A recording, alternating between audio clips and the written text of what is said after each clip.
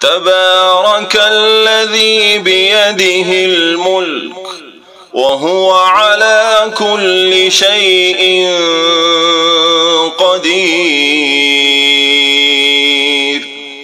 الذي خلق الموت والحياة ليبلوكم أيكم أحسن عملا وهو العزيز الغفور.